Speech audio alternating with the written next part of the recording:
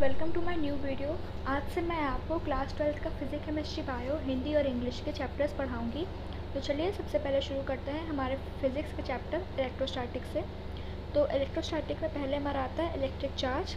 Electric charge की definition है charge is a property.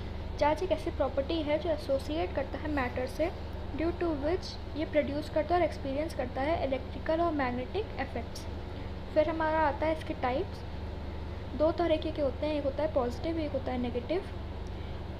अगर charges with same electrical sign होते हैं तो वो रिपेल करते हैं, मतलब जैसे पॉजिटिव और पॉजिटिव है तो वो रिपेल करेगा, बट अगर पॉजिटिव और नेगेटिव है, अपोजिट इलेक्ट्रिकल चार्ज है, वो तो अट्रैक्ट करेगा। Unit and dimensional formula.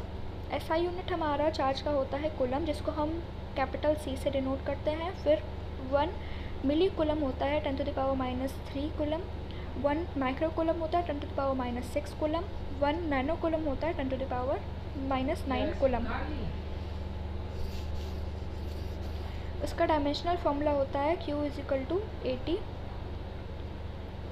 फिर हमारा आता है point charge, whose special size is negligible, जिसका स्पेशल साइज होता है नेग्लिजिबल होता है as compared to the other distances, उसे हम पॉइंट चार्ज बोलते हैं। Properties of charge. पहली होती है charge is a scalar quantity. Charges can be added और subtracted algebraically. Charge is transferable, transfer हो सकता है charge. If a charge body is put in contact with uncharged body, अगर किसी चार्ज बॉडी को अनचार्ज बॉडी के contact में रखो तो जो अनचार्ज बॉडी होती है वो चार्ज हो जाती है due to transfer of electrons.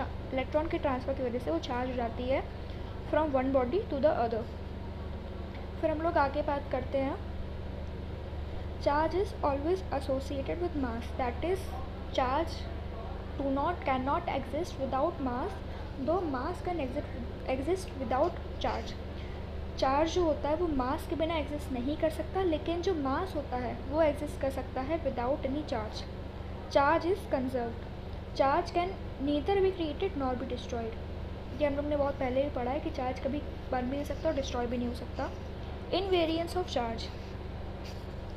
The numerical value of an elementary charge is independent of velocity. जो न्यूमेरिकल वैल्यू होती है किसी एलिमेंट्री चार्ज की वो इंडिपेंडेंट होती है वेलोसिटी से। Charge produces electric field and magnetic field. A charge particle rest पे प्रोड्यूस करता है only electric field in the space surrounding it. However अगर चार्ज पार्टिकल अनएक्सेलरेटेड मोशन में है तो प्रोड्यूस करेगा बोथ इलेक्ट्रिक और मैग्नेटिक फील्ड।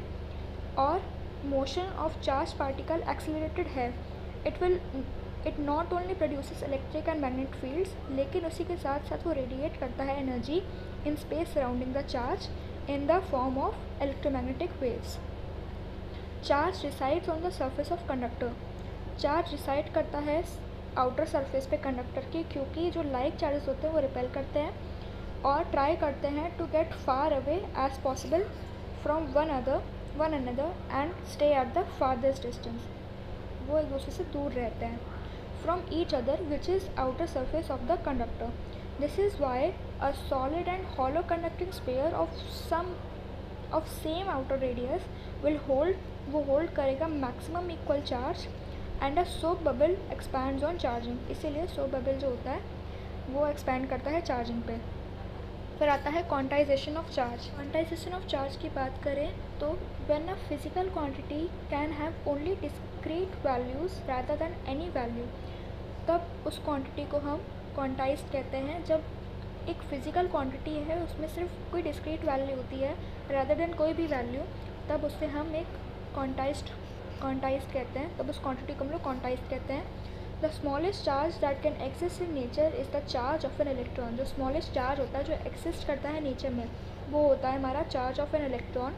अगर चार्ज ऑफ एन इलेक्ट्रॉन है -1.6 × 10⁻⁹ कूलम, तो वो एक एलिमेंट्री यूनिट है, मतलब कि जो क्वांटाइजेशन ऑफ चार्ज है, the charge on any body will be some integral multiple of E, that is your Q = ±NE with n = 0, 1 to 3। मतलब जो हमारा n होगा वो कोई इंटीग्रल नंबर होगा, इंटीजर होगा, और उसकी Q की वैल्यू होगी, क्वांटाइजेशन की वैल्यू होगी ±NE।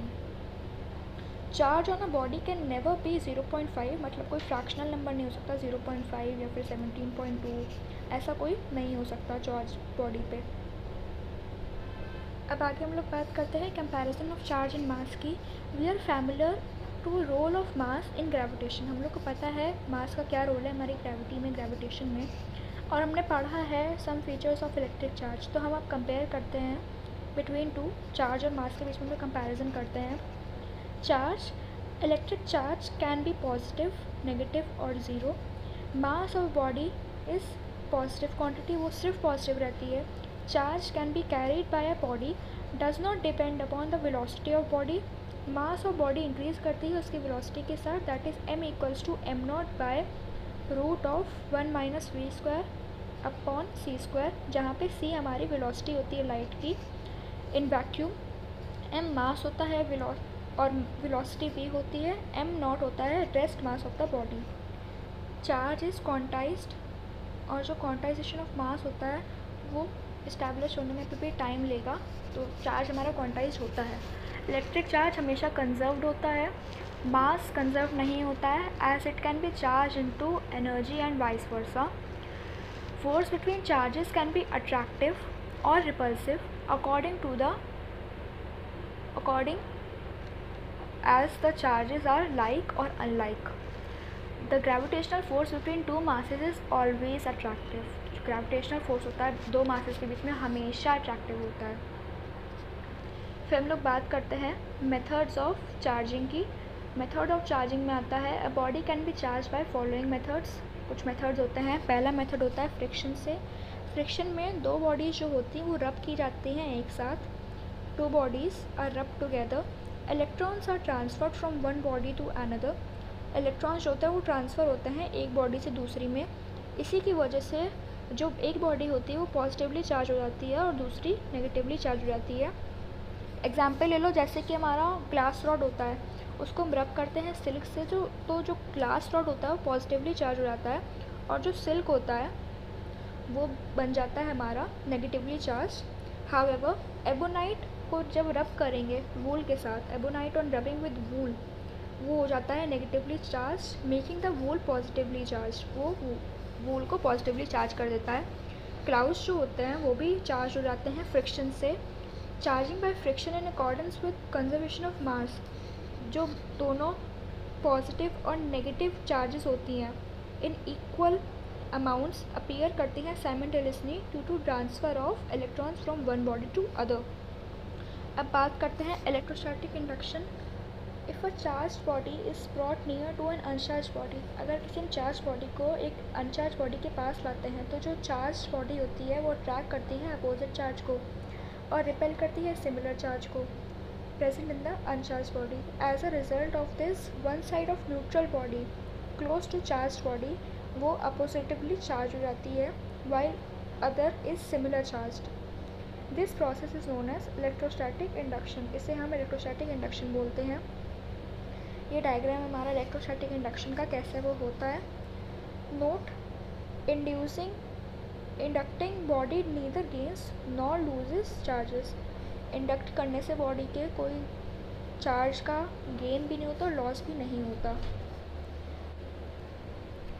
Take two conductors, one charge and other uncharged. दो कंडक्टर लो, एक अनचार्ज हो और एक चार्ज हो। कंडक्टर्स को कॉन्टैक्ट मिला एक दूसरे के, तो जो चार्ज होगा या जो भी हो, पॉजिटिव हो या नेगेटिव हो, अंडर इट्स ओन रिपल्शन वो स्प्रेड करेगा ओवर बोथ द कंडक्टर्स।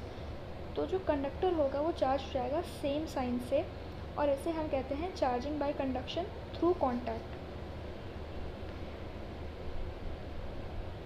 फिर आगे note, a truck carrying explosives has a metal chain touching the ground to conduct away the charge produced by friction। जो truck होता है वो carry करता है एक्सप्लोसिव मेटल चेन की, जो ग्राउंड को टच करती है, वो कंडक्ट करता है चार्ज प्रोड्यूस होता है जो फ्रिक्शन से। अब इलेक्ट्रोस्कोप ये एक सिंपल apparatus है in which the presence of electric charge on a body is detected when metal knob is touched with a charged body। जब मेटल नॉब को टच करते हैं चार्ज बॉडी से तो कुछ चार्ज ट्रांसफ़र होता है गोल्ड लीव्स में।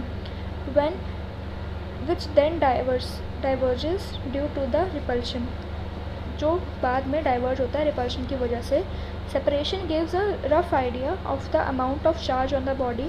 अगर चार्ज बॉडी नियर होती है चार्ज इलेक्ट्रोस्कोप लीव्स के, तो जो लीव्स होती हैं वो डाइवर्ज हो जाती हैं। If the charge on body is similar to that on electroscope, वो यूजुअली कन्वर्ज करेंगी if opposite. If the induction effect is strong enough, leaves जो होंगी आफ्टर कन्वर्जिंग वो फिर से दोबारा डाइवर्ज होंगी। ये अनचार्ज इलेक्ट्रोस्कोप का हमारा ये डायग्राम है, जिसमें पहले बताया चार्जिंग बाय कंडक्शन, फिर दूसरे में है चार्जिंग बाय इंडक्शन। अब नेक्स्ट हम लोग आते हैं कूलम्ब्स लॉ के बारे में। उसके पहले आप ये डायग्राम देख लो। चार्ज इलेक्ट्रोस्कोप का ऐसा कुछ डायग्राम होता है। फिर कूलम्ब्स लॉ पे हम लोग आते हैं। अगर टू स्टेशनरी या फिर पॉइंट चार्जेस जो Q1 Q2 होते हैं वो एक डिस्टेंस पे रख दिए जिसे हम R कहते हैं, देन इट इज़ फाउंड जो फोर्स होता है, फोर्स ऑफ अट्रैक्शन होता है या फिर जो रिपल्शन होता है, उनके बीच में मैथमेटिकली हम लोग उसको लिख सकते हैं as F is equal to K Q1 Q2 by R², जहाँ पे K हमारा जो होता है वो प्रोपोर्शनलिटी कांस्टेंट होता है in SI units.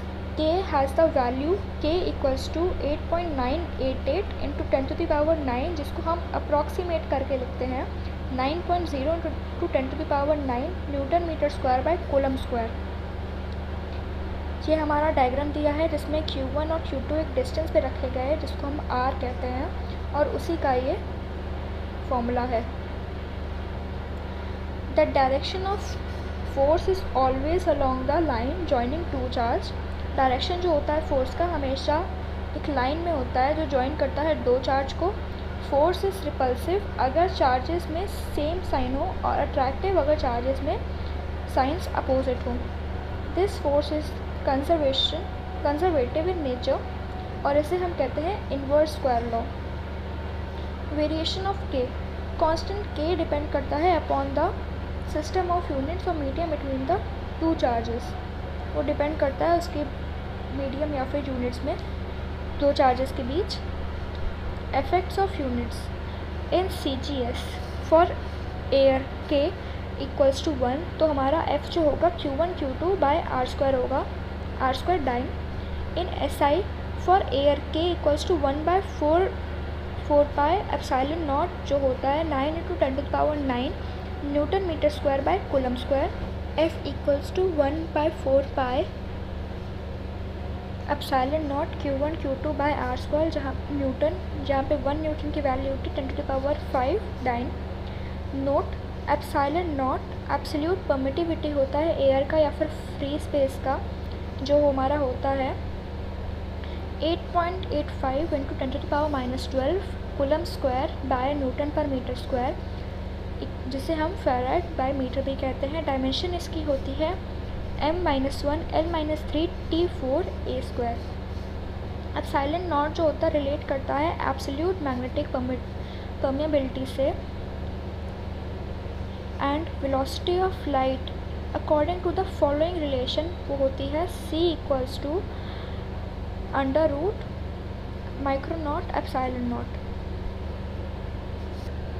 Effect of medium की बात करें तो जब एक डाइलेक्ट्रिक मीडियम जो होता है वो कम्प्लीटली फिल्ड होता है between charges, rearrangement of charges inside dielectric medium वो टेक प्लेस करता है, और जो फोर्स होता है between the same two charges वो डिक्रीज़ करता है by a factor of K, जिसे हम डाइलेक्ट्रिक कांस्टेंट कहते हैं। K को हम लोग relative permittivity of epsilon not भी कहते हैं of the medium. Relative means with respect to the free space. Hence, in the presence of medium, Fm is equal to F in air by K equals to 1/4 pi epsilon naught K dot Q1 Q2 by R². Here epsilon naught K equals to epsilon R equals to epsilon जो हमारा permittivity of medium होता है। Medium के vacuum या फिर air 1 होता है, water में 80 होता है, माइका में 6 होता है, ग्लास 5 या 5 to 10 होता है, मेटल में इन्फिनिटी होती है। vector form of Coulomb's law. It is helpful to adopt a convention for subscript notation. F equals to F12, that is force on 1 due to 2, F21, that is force on 2 due to 1. Suppose the position vectors of two charges, suppose करिए कि जो position vector है दो charge का वो Q1 Q2 है, R1 और R2 vector, तो जो हमारा इलेक्ट्रिक फोर्स होगा Q1 पे ड्यू टू चार्ज Q2 वो होगा F12 जो होता है force on 1 due to 2 vector equals to 1/4 pi epsilon naught Q1 Q2 by R1 minus R2 का वेक्टर मैग्नीट्यूड का होल क्यूब और R1 माइनस R2 वेक्टर। ये हमारा उसी का डायग्राम है, फोर्स एक्टिंग ऑन 1 ऑन 2 या फिर force acting on 2 on 1। Similarly electric force on Q2 due to charge Q1 is F force on 2 due to 1 vector equals to 1/4 pi epsilon naught Q1 Q2 R2 minus R1 vector magnitude cube R2 minus R1 vector. Force एक vector है, so in vector form the Coulomb's law is written as force acting on 1 force due to 1 on 2 vector equals to 1/4 pi epsilon naught Q1 Q2 by R² R on 1 due to 2।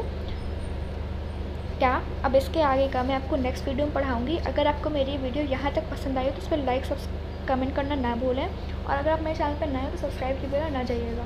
Thank you so much for watching.